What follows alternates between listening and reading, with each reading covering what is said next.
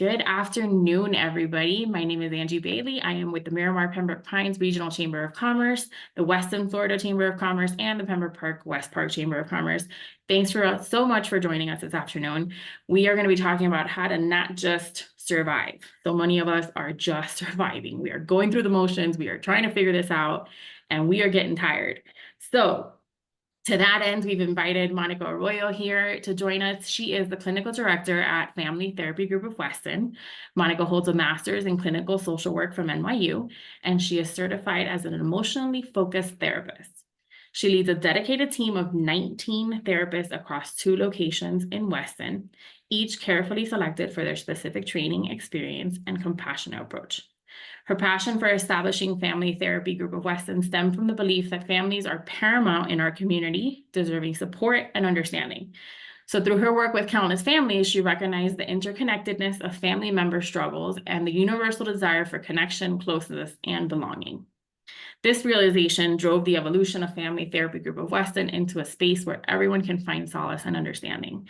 And under Monica's leadership, Family Therapy Group offers a comprehensive range of counseling services, including individual, family, couples, teens, and child counseling, ensuring that everyone's needs are met with compassion and expertise. And it's that compassion and expertise that we're so excited to hear about today to help us figure out how to not just survive, but how to thrive, especially for small business owners. We're getting burnt out. It's the end of the year. We're getting tired.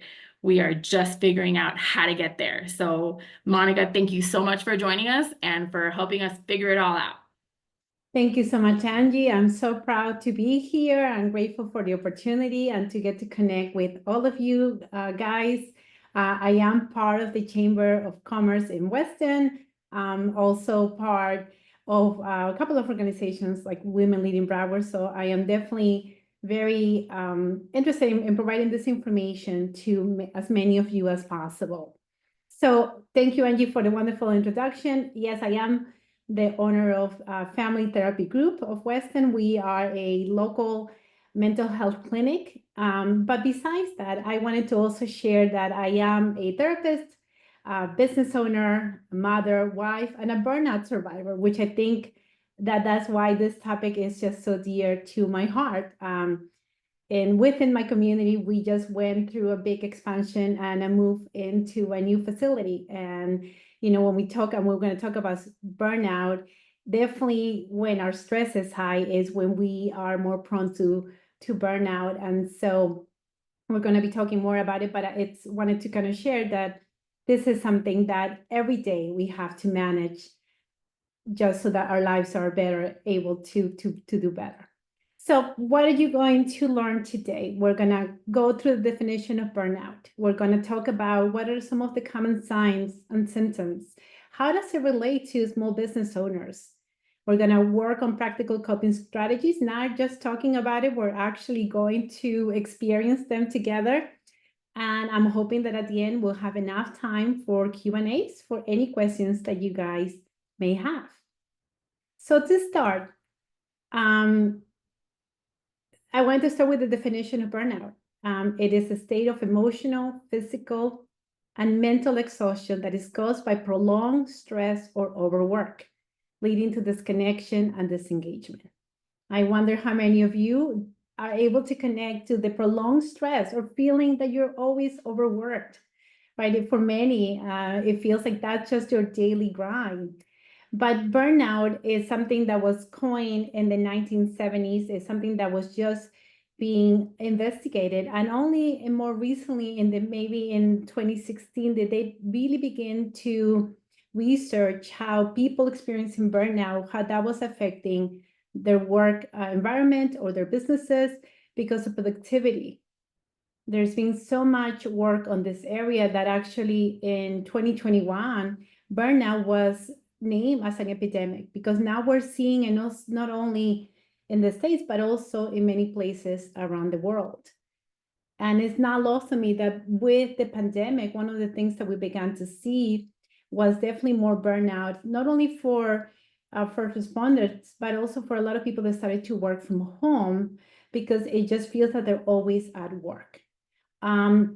I wanted to point out that there is a difference between burnout and depression, right? Burnout is the state where you are exhausted and you are disconnected and disengaged. Even though it could feel like depression, the big difference is that burnout, it refers more to work-related stress, whereas depression could just be based on circumstances with your family, your health, but not necessarily with work. So this is very important, just to remember that it's based with work-related stress. So how do we know? How would you know that you're experiencing burnout? So I figure I wanted to give you a little bit of information. Some of the signs that you might see might be increased frustration, work fatigue, right? You see your productivity going low under, that you're not able to have the same output as you used to have, or the same speed that you're used to getting your projects done.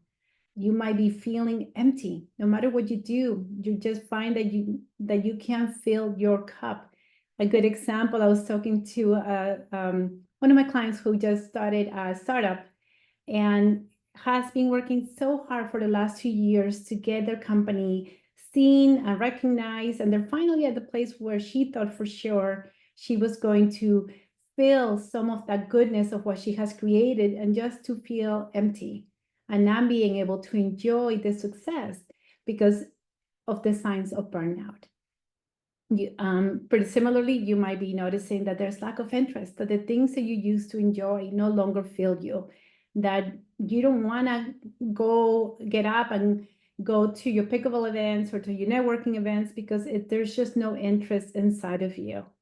And the biggest piece is mental exhaustion, that your creativity, your ability to make decisions is just not present. I like this little drawing of this woman with the battery. Sometimes it feels like we're just dragging through life, that is just one step forward.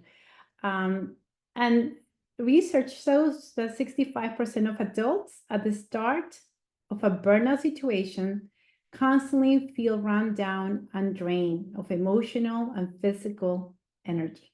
So that's very telling right now when you're feeling drained of emotional and physical energy.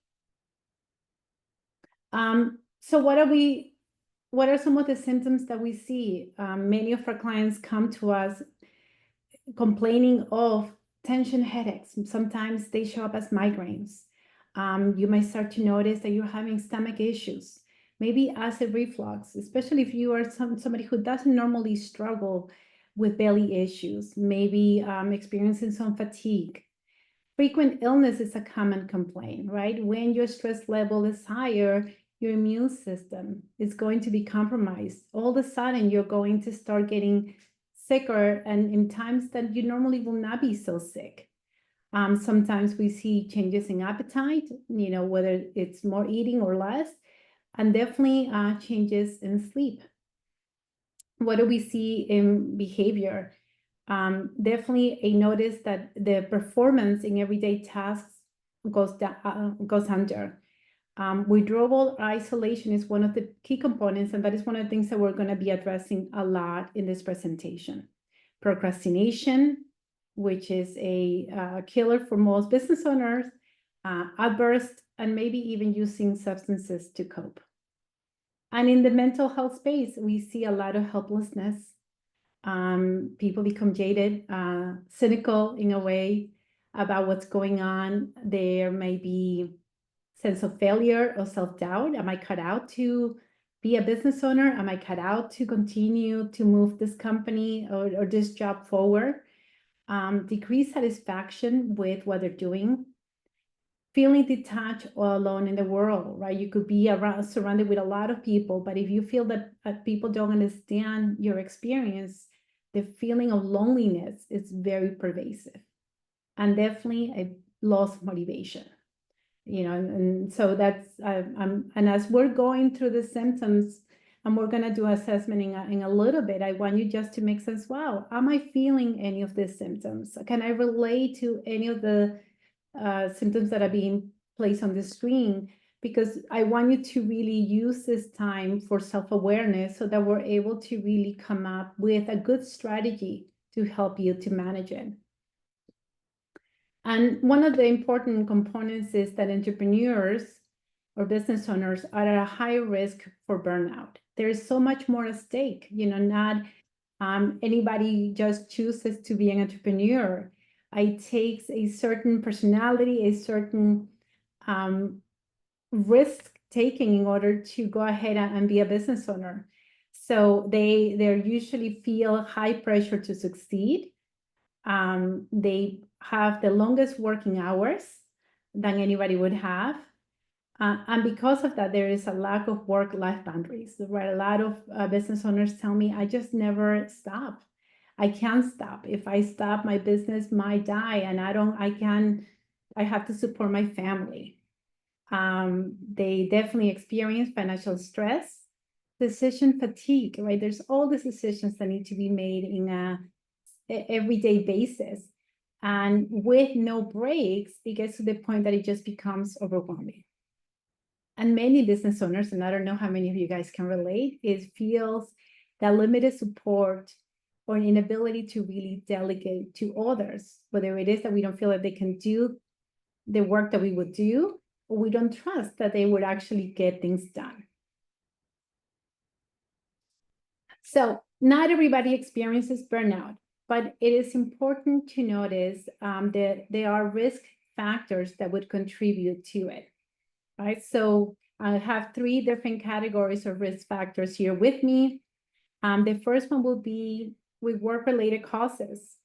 If you're feeling like there's little or no control over your work, or lack of recognition. And this is one of the biggest, I think, complaints that business owners have. They feel like there's so much work that they do behind the scenes, and no one gets to see how much effort and how much sacrifice comes from all the work. The employees don't get to see it. Sometimes the spouses do, or their family members, but definitely is that feeling that nobody really gets how big this is. Sometimes their job expectations are too big, whether it is that they're self-imposed or imposed by others. They might be in environments where there's a lot of high pressure to perform, to keep the numbers, to keep the sales, to keep the goals, especially with the massive layoffs that have been happening for those that work in companies. There's a high pressure to continue at the same momentum. And for others, sometimes it becomes just unchallenging. The work no longer challenges in the way that they used to. So how does lifestyle impact this? For individuals who tend to work too much and they have the inability to socialize or take the time to relax.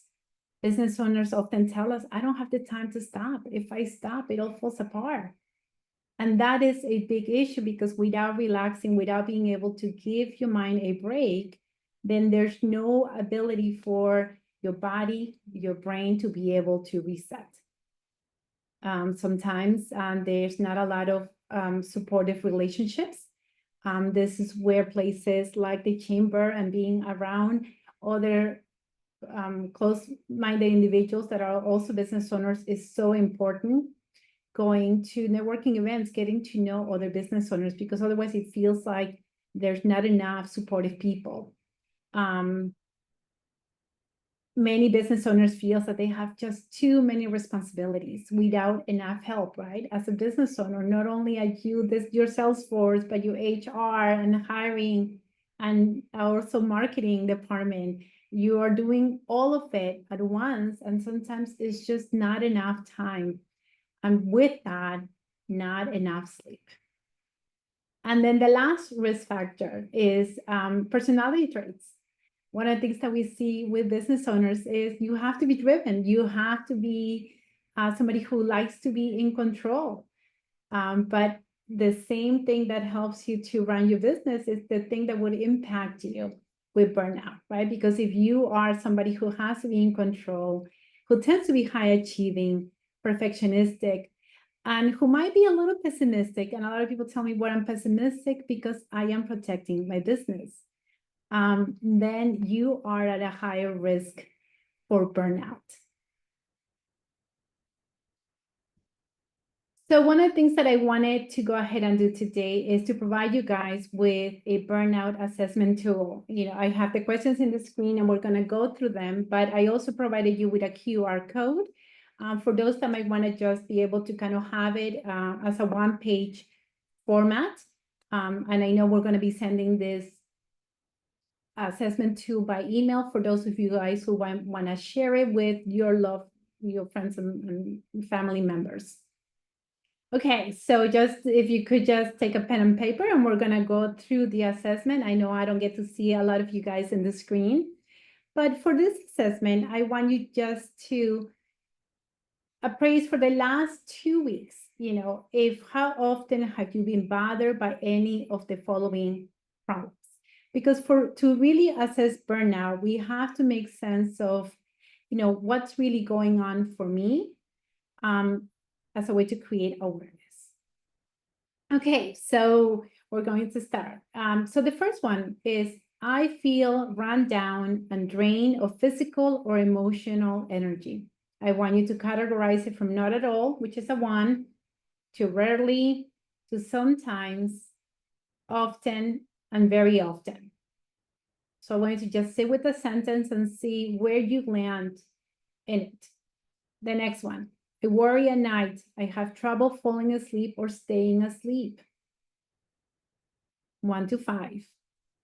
Especially if you have the 3 a.m. wake up call. A lot of people, when they're overstressed, they report that they are able to fall asleep and not stay asleep past 3 or 4 in the morning. I dread going to work or feel trapped in my job situation. For a lot of people, they tell me they're like ready to quit. They're ready to just sell the business or maybe just fire everybody, especially when they're feeling burnt out. I have negative thoughts about my job. Scale of 1 to 5. I am harder and less sympathetic with people than perhaps they deserve. Scale of 1 to 5. I am easily irritated by small problems or by my coworkers and team. Things that you were able to manage before, and all of a sudden it's just too much. It's just too much information coming at you. I feel misunderstood or unappreciated by my coworkers. 1 to 5. I feel that I have no one to talk to. 1 to 5. I feel that I'm achieving less than I should, right? One of the biggest concerns for business owners is that they're constantly comparing themselves with the success of others. Where are you with this piece? A few more questions. I feel under an unpleasant level of pressure to succeed. 1 to 5. I feel that I'm not getting what I want out of my job, out of my business, right? Whether it is for the financial rewards, whether it is the idea of the freedom that a business is supposed to give us. I feel that I'm accomplishing less and less in the time available. So one of the issues with burnout is that we get stuck with analysis paralysis. And we might be looking at the screen and not really able to really make the right decisions for a business, for a job. I feel that I'm in the wrong organization or even the wrong profession. 1 to 5. I am frustrated with parts of my job, business. 1 to 5. I feel that there's more work to do than I practically have the ability to do. This is the never-ending quest, I think, for business owners. Where are you? 1 to 5. My job entails so many different tasks that I feel fragmented. I'm everywhere and nowhere. I'm all over the place. 1 to 5. And I find that I do not have time to plan as much as I would like to. And that's a big one too. Okay, so for the ones that are following along, I want you to now tally your scores, because we're going to look at what does it mean, and part of doing the presentation, I did my own burnout assessment also. And kind of what I was mentioning earlier in the presentation, we just moved into a new location. We just made a whole bunch of decisions on putting the location together. And I knew that I was not taking the time to be able to breathe and to use my normal coping skills to manage the situation. And so it was interesting to see what my score was. But before I give you my score, I wanted to go through what the normal score is so that you could see where you're landing. So if you are between 17 and 21, you're doing a good job. We really don't see any signs of burnout. If your score is between 22 and 36, we're seeing some sign of burnout.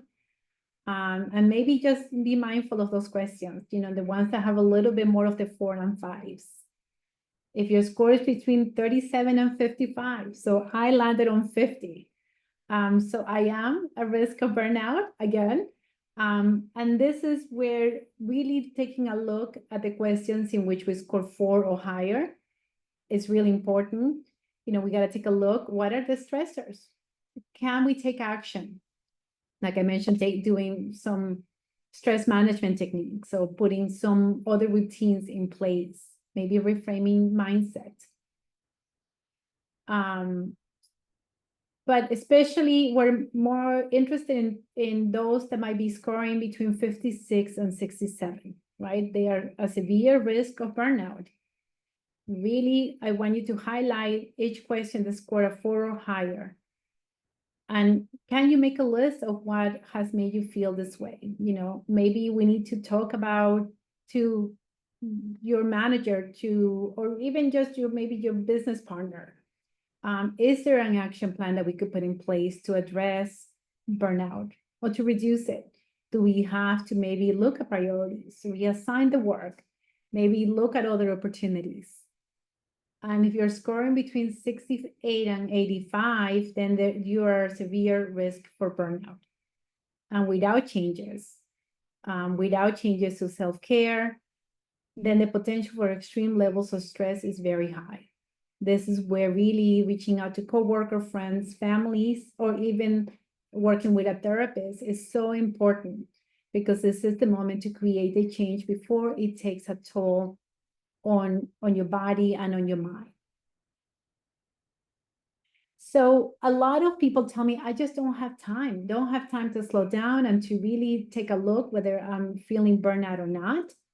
A lot of people come to us once they're already in burnout mode. We'll have an example of somebody who had been working 60-hour weeks for a period of 9 months because they were coming up with a new project that they had to launch, really not taking weekends, not taking any vacation.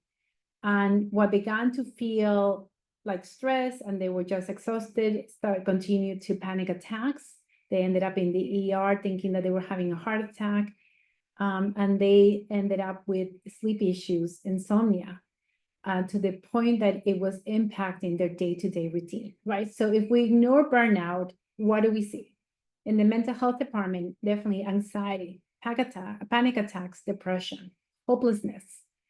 You would have sleep disorders. We notice that people that are not able to really slow down their minds, it impacts their quality of sleep. Chronic illnesses. In your business, it would impact your ability to make decisions, your ability to spark creativity, your ability to come up with new projects, with new ideas. It can impact your relationship with your employees because they're no longer will be working in a positive work environment. They might now feel that the environment has been toxic, because whether we like it or not, it goes from the top down, and it does impact everybody who is next to us. So it could definitely impact the business success. And the biggest piece that we see is the impact that it has on personal relationship, right? With your loved ones, with your partners, with your kids. A lot of people tell us, when I'm in that crispy mode, when I'm in that burnout mode, I don't want to be around those in my family. I don't want them to see me frustrated. So I just retreat. I just go to my room or my office. I try to be by myself, hoping to feel better. But that the more that they do it, the less connected that they feel. So ignoring burnout, it has a lot of consequences. And I'm hoping that, all of you guys who are here today are taking a step forward to address it and to really make sense of it. One of the things that I found that was interesting is maybe helping you guys understand that burnout comes with a cycle. That what happens is we feel overwhelmed, we feel stressed out, and we enter emotional discomfort. And we all have strategies in which we control, change, or avoid that discomfort. Some strategies are strategies that we learned from early on when we were growing up in our family of origin. Or we just picked up along the way, whether it is that is drinking, whether it is that is eating, or it could just be shopping or sleeping more. But all those strategies, right? There might be some short-term relief that we're able to experience as a result of it. But we got to take a look at, how is it helping me in the long term? How is he helping me with that piece of dissatisfaction, of disconnection, or exhaustion? Because if it's not really helping to fill our cup, we end up being in this cycle that just goes around, and our stress level remains high. So I have some questions for you guys, just to take a moment to reflect. I want you to think about your own experience with chronic stress in the past that has led you to burnout. I want you to just for a moment think about what are some of the strategies that you normally tend to use to manage stress or even to control emotional discomfort. I want you to ask yourself, how well do those strategies work in the short term? Have you measured how they work for you in the long term? You might be surprised to actually understand that some of those short-term strategies may now be working as well. And this is the time to begin to make the change. So for entrepreneurs, it is important that we're going to look a little bit more at resiliency. Entrepreneurial resiliency is dealing with changes. It is essential to have strategies in place to navigate through challenging times. And here are some tips to help you deal with burnout, right? So here are 10 different ways. So the first one, and we just have you making sense of it, is be aware of the signs and symptoms. Schedule time to rest and recovery. Maybe if you're able to share your workload or decrease some of the workload that you have. Creating workplace habits, whether it is time tracking, whether it is putting tasks into different buckets. But we have to start looking at what are my habits at work? What can I change? We're going to be working on the coping skills in the next few minutes. Exercise actually is an important, crucial solution when we are dealing with burnout. When we are stressed out, our system produces cortisol, which is a stress hormone, and that is what gets stored in the back of our heads, which is what produces tension headaches, is what also creates stomach issues. And exercise, not only does it help to burn out the cortisol, but it also gives us the other feel-good chemicals, the serotonin and dopamine, which is what helps us improve our mood and it helps us to reduce stress. Putting some rules to help you to switch off your phone, your computer, the announcements from your never-ending emails is important. Getting support. Make sure that you have a support system, that your key people know when you need extra support, when you need extra help. And looking definitely at our environment is also an important component. Okay, so now we're gonna go in through some of the fun part for me. What do we do? What do we do if we're experiencing burnout, right? There's a number of things that we might be able to do. So one of the first ones, when we assess somebody and we realize that they're dealing with with burnout is mindfulness. We introduce mindfulness because it's one of the techniques that helps to really slow things down and to be able to allow your brain to have a break, a rest. And the other technique that we like to use a lot within the practice is something called acceptance and commitment therapy, ACT. We have noticed that this is also a very effective approach for burnout because it helps with that feeling of disconnection and disengagement. So we're going to practice a mindfulness technique. So for those of you who are in the call with me, I want you just to sit comfortably. I want you to close your eyes. I want you to take a deep breath in and a deep breath out. And just for a moment, see if you could pay attention to your breath. Another deep breath in. And I want you to observe the sensation of each inhalation and exhalation. Deep breath out.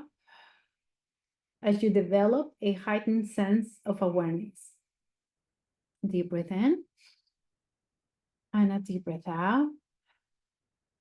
So when your mind, and it will, begins to wander, I want you to just bring it back to your breath.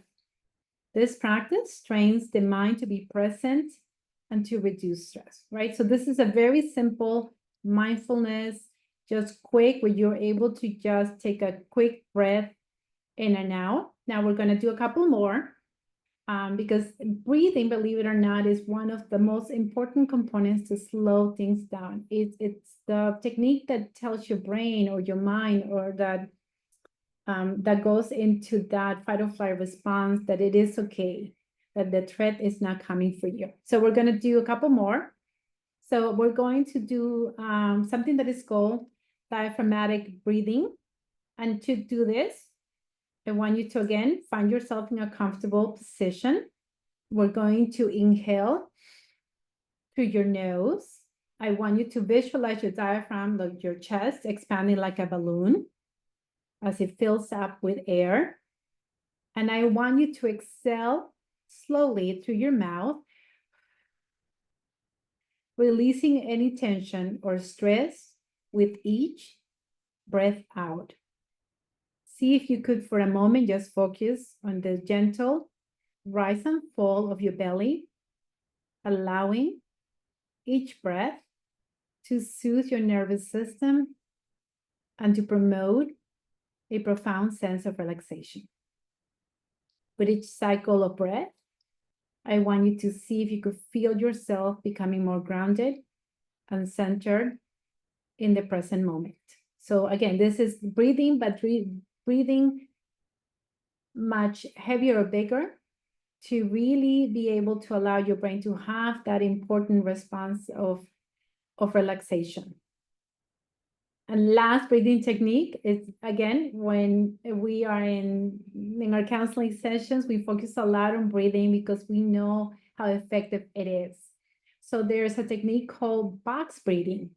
And basically it's just, you're going to be breathing in following a format of a box. So we're going to inhale deeply, and you're going to count to the count of 4. So we're going to inhale 1, 2, 3, 4. I want you to hold it for 1, 2, 3, 4.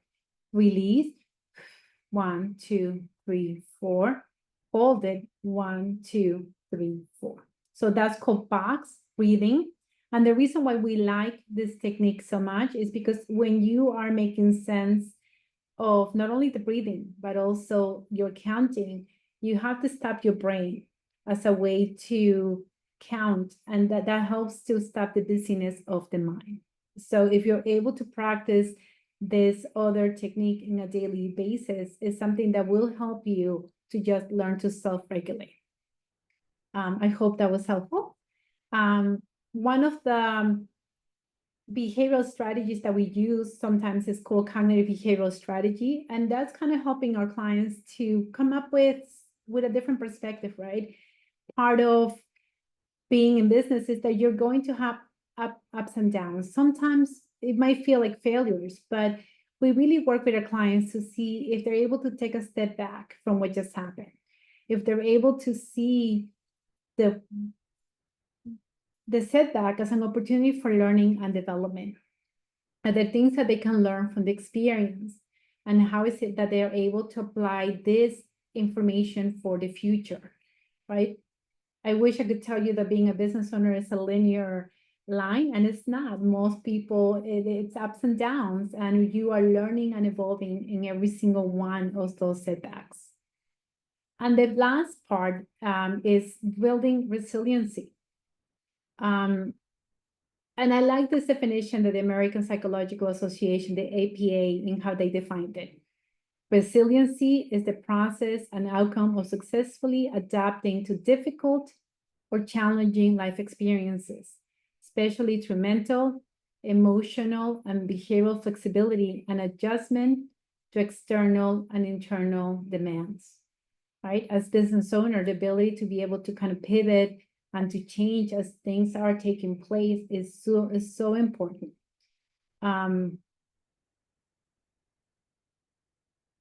So what is entrepreneurial resiliency? It is the ability to adapt and bounce back from obstacles and adversities encountered in the business ventures. I know that many of you with the pandemic, you had to learn to bounce back. You had to learn to pivot. Many of you went from working in your job sites to at home, right? That took a lot of skills to do it. I know with many people with the recent floods with the hurricane, they had to pivot again and kind of have a workaround on how they were going to manage what was coming at them. It requires determination, but also mental strength to persist through challenging situations. But resiliency goes beyond perseverance. It includes the ability to pivot when needed and to make the necessary adjustments in a proactive manner. And for entrepreneurs, right, resiliency is at the core of what we do, is at the core of why you guys are successful, but it's also at the core of how we're able to manage the situations that are being presented to us. So since we have a few more minutes, I wanted to bring you guys another exercise that might help you, especially when you are really struggling with burnout, really struggling with what is all of this really about. And so I wanted to give you this exercise to really help you to reconnect with purpose, right? To reconnect with the sense that we are part of something that matters, that is bigger than us and our role. So we're going to do a couple of exercises here. We're going to tap into the big purpose and what's called the little p purpose. So for this, I want you just to take a moment, take a deep breath in and a deep breath out. And I want you to reflect on the meaning that you ascribe to your work. And see if you could connect with that part of you. What meaning did you give to your work? Why did you choose to do this particular type of work in the first place? What is the why behind your work? There must have been something. There must have been something that you were passionate about that drove you to start your business or to start this particular line of what you're doing. And see if you could allow for a few words that resonate with you to come up and to remind you of your why. And these are going to be important words for you to really take a hold of, right? If you have a piece of pen and paper, maybe even write them down. This is your why. This is why you stay up late working on that last email or the last presentation. This is why you do what you do. And now we're going to work a little bit on cultivating little p. If you could just take a moment and maybe make a list of the small things that you could do in your life that are meaningful to you, that gives you significance. Checking in with a friend, maybe it could be baking, maybe it could be in a daily activity, walking, it could be singing. What is it that you do that really brings that spark back into your life? How often do you do those activities? is there a way to intentionally make room for these activities daily? And if you do, can you notice what happens to your life satisfaction when you do? Are you able to slow down and savor the moment, right? Sometimes life happens so quickly for all of us that even though good things are happening, we're not able to really slow down and just take it all in. We're already busy with the next thing, but we're not able to just really have a moment of gratitude. What really is important to me? Is it my connection to others, to my family, to my friends? Am I letting them into my life, even though it's extremely busy? Am I able to slow down? How am I doing that? So I'm hoping that with today's presentation, that one of the things that is really coming across to you guys is that we must take action, right? That there must be a plan that we must put in place in order to be able to combat burnout. So if you have pen and paper, I want you to just think about what are some indicators from the ones that I mentioned that you may be starting to feel burned out. If you could just write those down for me.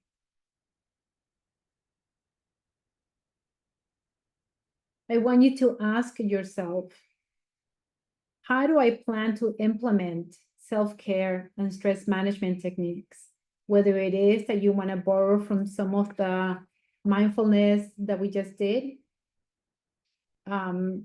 even some of the ACT that we did, or self-care could mean also for you where I just block an afternoon, I go to the beach, right? Or a lot of people who are runners, they tell me that is how I manage my stress. I go for a run. But how do you implement it? How is it blocked into your schedule, whether it's daily or weekly, to help you to manage the stress? Third question, who do I turn to for support? Do I have people in my life that are my mentors, my peers, my employees, my spouse, my grandparent? Who is it that I turn for support? And if I realize that I don't have anybody in that role, then I got to create a space to involve others that could support me, right? A lot of entrepreneurs tell me I have to do it all by myself, and that's not true. Reaching out to others, getting that support, that is what it's all about. It is okay to ask for help. And a lot of people tell me I have to be strong. I don't have time to create new connections. And the connection with others is actually what makes you strong, because we all have moments of difficulties, moments of challenges. So who do I turn for support? We always need to have, like they say, the key three people that when it all goes south, we're able to turn to when life really gets tough. And with that, I know we, wanted to definitely have enough time to open up the floor for all your questions. But I hope that this has helped a lot to just create at least awareness about burnout and awareness of where you are in the process. So Angie, I don't know if there was questions that there are people that might have. We don't have any right now. I did allow anyone to unmute themselves if they do have a question. But while you're doing that, I will say, first of all, thank you so much for this. I feel personally targeted with all of your content and all of your suggestions. I will not share my burnout risk score because it was terrifying to me and is actually probably causing more anxiety than it was helping. So that being said, so many of our members and entrepreneurs in general don't have an employee or a manager or somebody like that to turn to. So, it's great when you have a good personal support system and all that. But one of the things that happens when you're doing everything by yourself is when you try to take time off for rest because you tell yourself you have to, inevitably what happens is this overwhelming sense of guilt. So because you're like, I could be doing something with this time. I could be getting this thing done. Let me check my email. So how do we deal with that sense of guilt when you're taking time for yourself? Right. And that is especially for moms and business owners, or for moms, that is one of the most pervasive feelings that they experience, because guilt tells us that we have to continue to work. But it's a little bit of that self-compassion, that even as a provider, as a giver, that it is okay to take some time for yourself, right? That if you don't recharge your batteries, kind of how they tell you in the plane that you must put your mask first. You have to fill your cup in order to give to others. If you are tapped out, if you don't have any more energy, any more, even it sounds funny, but love to give, and you can give it back. And so taking that time is so important to nurture who you are as an individual, as your own self, just to prevent that burnout. But yeah, guilt it comes up a lot, but it's again, it's just being mindful and just saying it is okay. I do deserve this time off. I do deserve to take an extra nap. I deserve to just have Keep saying it, Monica. Keep for like, come on, myself. keep going. Tell me. No, it's we It's tell people, it's okay. like, you could go to just a Starbucks and just get a cup of coffee and Ugh, savor without any distractions. Turn off your phone. 10 minutes. That's all it takes. yeah. You That's a know, good point. Like just taking, a 10-15 minute window, muting your phone or your ringer, and just disconnecting even for 10 or 15 minutes, I'm sure would be incredibly helpful. We do have a couple more questions in the chat. This time of year, are we more prone to burnout due to holidays and year end? Oh, absolutely. This is the time of year, end of quarter is coming. A lot of, I know the projections and goals for a lot of businesses, and a lot of families that are beginning to plan for the holidays and to have visitors, extended family. This is when emotions are high. So yes, it is. This is the time of year we see more burnout. This is the time of year where we need to take more time for ourselves. Even if that means that we get up at 5 in the morning just to have half an hour without the kids screaming or without going to pick them up at the bus. But this is the time where we see most of the burnout. A lot of people tell me, I just want to make it to the holidays, and in January, I'll take my time off. And by then it's too late, because you get disconnected. So you miss the big events, right? That you're Yeah. working so hard to do. So our suggestion is always to take small bite sizes. You take care of yourself every single day. Don't wait until January. Do it now. That's true. Definitely to reset that before the holidays and the craziness even gets here. So that's definitely a good call. We did share the burnout assessment in the chat. I sent the link, and then we'll also include that in our follow-up email. But Monica, if you do have any other reading or media resources that you want to recommend, you're welcome to share that now, or you can send me some, via email, and we can attach that to the email that goes out to everybody as well. But if anyone else has any other questions, feel free to unmute yourself and join us and ask away. But otherwise, thank you all so much for joining us. And I will stop the recording at this time. Thank you so much. Thank you, everybody. Really appreciate your attention and your willingness to learn more about this very important topic.